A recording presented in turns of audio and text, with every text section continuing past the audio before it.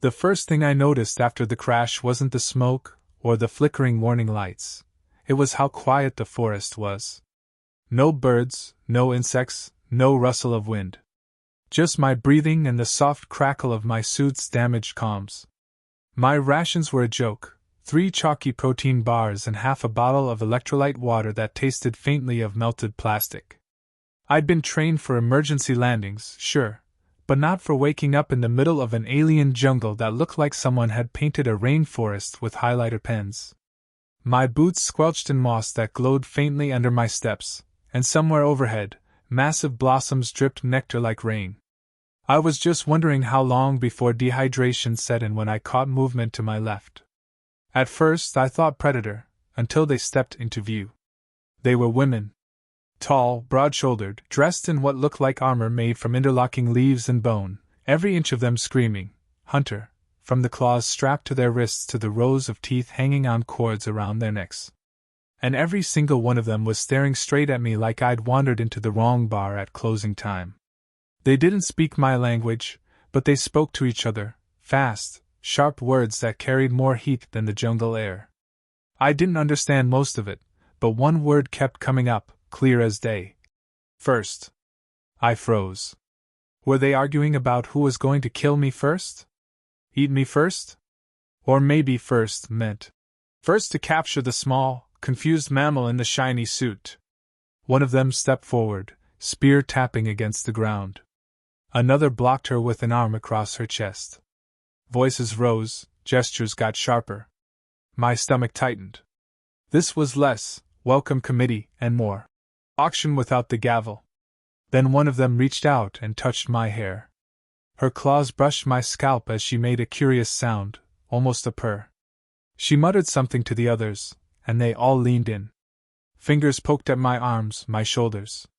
One traced my jawline like she was testing the sharpness of my teeth, then laughed when she saw how small they were. "Baby bite," I thought I heard her say. Another poked my chest, frowning when it didn't expand. She asked something, and the group roared with laughter when I didn't respond. I had the sinking feeling they just asked if I could inflate myself like some mating display bird. They started circling, trading barbed words. One pointed at her own eyes, then at me, claiming she'd seen me first. Another countered, jabbing a finger toward my arm where she'd been the first to touch me. The tension shifted from dangerous to ridiculous, like watching 2 people fight over a seat at a bus stop when there were 20 open ones. The arguing got louder. One slammed her spear into the dirt. Another crossed her arms, muscles rippling under skin marked with white paint. I just stood there, hoping this wasn't going to end with me on a spit over a fire. The tallest of them suddenly stepped behind me, hooked her arm around my waist, and before I could react, lifted me clean off my feet. I yelped, flailing instinctively, but she slung me over her shoulder like I weighed nothing at all. My helmet smacked against her back as I bounced with her stride, the other warriors shouting behind us. I tried to squirm free, but her grip was iron. My training manual had covered alien diplomacy and non-lethal restraint techniques, but there was no page 4. Giant jungle woman carries you like grocery shopping. As the forest blurred past, I caught one last word from the shouting match behind us. It sounded suspiciously like tent. Whatever it meant, it didn't sound like something I was going to enjoy explaining to my debrief officer, if I ever made it home. The village was alive with movement. A ring of woven vine huts clustered around a central fire pit where alien meat sizzled on spits. Smoke curled upward, carrying a scent halfway between roasting pork and something I'd smelled once at a gas leak. My captor dropped me, not gently, onto a mat of woven fibers that felt like they were made from something that didn't want to stop being alive. A crowd gathered instantly, their eyes darting from my face to my boots to the tools clipped at my belt, as if I were some bizarre new species on exhibit. An older woman pushed through the group, taller even than the others, her armor decorated with jagged white shells. She held up a crude translation device, a clunky metal thing that whined before spitting out her words in broken, halting English. "First, to take, intent, keeps you from moon's cycle." I blinked. Tent, I could guess at moon cycle, probably meant a month, but keeps you, set off alarm bells. My mind scrambled for a polite way to ask if keeps meant feeds or feeds on. The crowd erupted in chatter. I caught a few repeated words. First touch claim. One warrior stepped forward, chest out, declaring something in a tone that suggested she thought this was already settled. Another shoved her aside, making her own claim, and suddenly they were back to shouting. My pulse picked up. The elder raised a hand for quiet, then spoke again through the translator. Prove. You win him. I'll see. They began showing off. One split a boulder with a downward swing of her spear, the stone cracking in two like a stale cookie. Another hurled her spear across the village square, hitting a tiny knot in a distant tree trunk.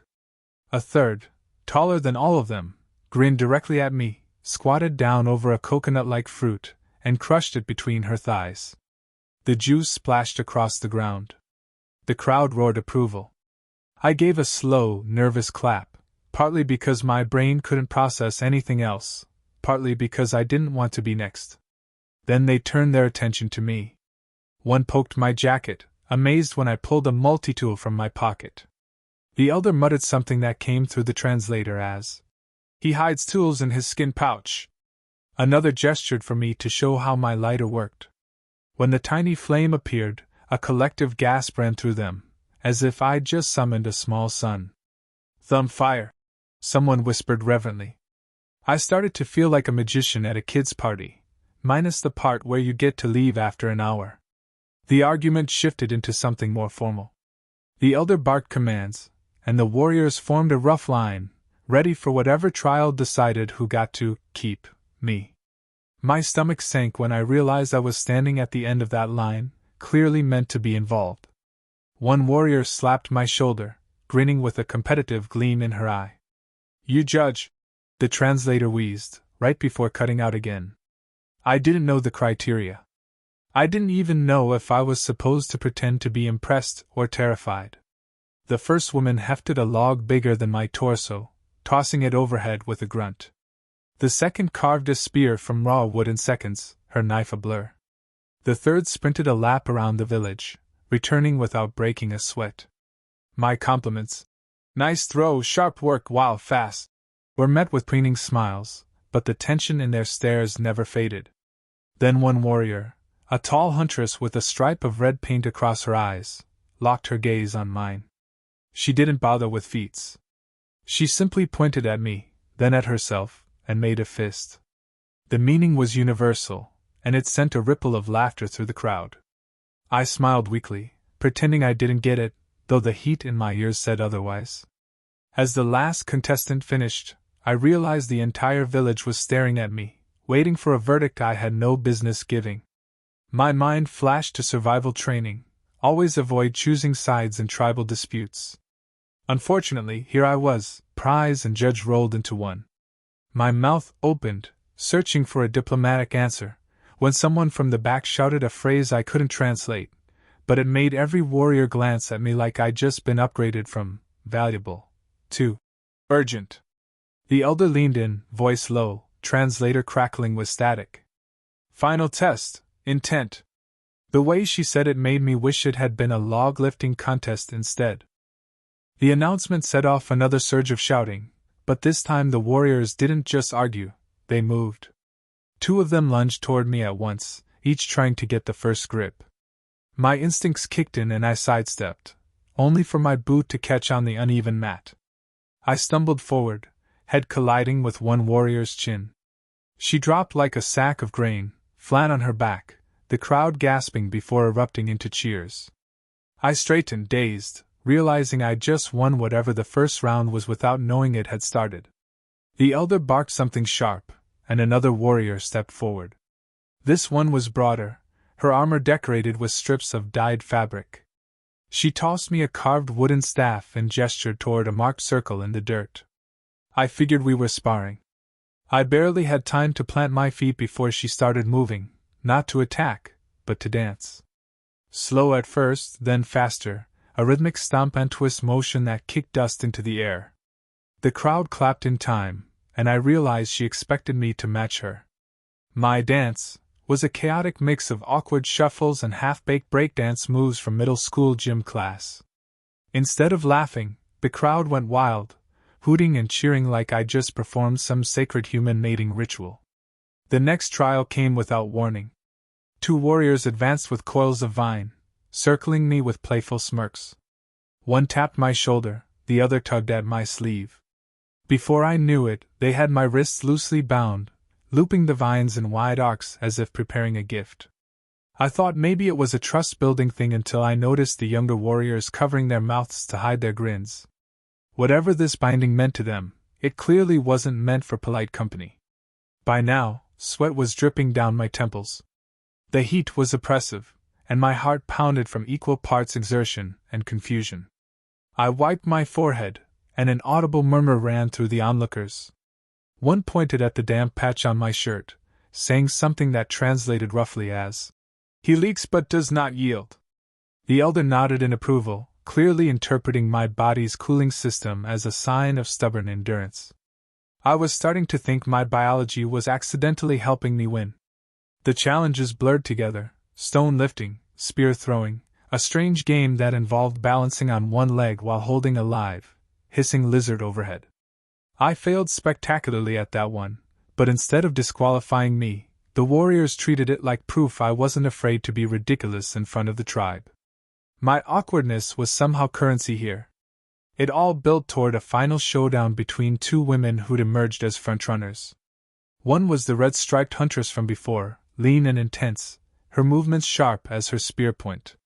The other was taller, more muscular, with a grin that promised she enjoyed winning as much as she enjoyed the fight. They circled each other in the dirt, trading quick strikes that clanged against armor plates. The crowd was on edge, the air electric with anticipation. I was supposed to be the prize, yet I felt more like the ball in a game of keep away. At one point, they both grabbed me, each pulling in opposite directions. My feet left the ground as they argued mid-tug, my protests drowned out by their rapid-fire taunts. I could feel the strain in their grips, neither willing to let go. My brain screamed that this was how dislocated shoulders happened. The elder's voice cut through the noise, deep and commanding. The duel ended abruptly, each warrior stepping back but keeping her glare locked on the other. The translator sputtered to life at my hip, hissing out her words. "Final challenge, tent, decide." The crowd responded with a roar, pounding spears into the ground. I swallowed hard. Whatever was waiting in that tent, I was sure of one thing: this was not going to be about my skill with a spear. They led me toward the largest structure in the village, a domed shelter of woven reeds and hide that smelled faintly of smoke and something sweet and unfamiliar. The crowd stayed outside, their murmurs rising and falling like waves on a shore, while the winner of the trials, the red-striped huntress, walked ahead of me, her shoulders squared, steps deliberate. Inside, the air was warmer, dimly lit by bowls of glowing resin. Thick mats lined the floor, and the space felt close, private, too quiet after the chaos outside. She turned to face me, eyes glinting in the low light, and began unfastening her armor. The sound of bone clasps coming loose was suddenly the loudest thing in the room. It hit me all at once. Tent wasn't a test of skill or endurance. It was exactly what my instincts had been warning me since the first argument over. First, my mouth went dry. My training manuals had nothing for this. She stepped closer, her expression unreadable but her intent unmistakable, and I scrambled for a plan that didn't end with me becoming the tribe's cultural exchange program in the most literal way possible. Survival 101: if you can't fight or flee, you stall. I let my knees wobble, sagging like I'd just run a marathon, and put a hand to my head. "Low energy," I croaked, knowing full well she wouldn't understand the words but might read the body language. She paused, tilting her head, and called out toward the tent's flap.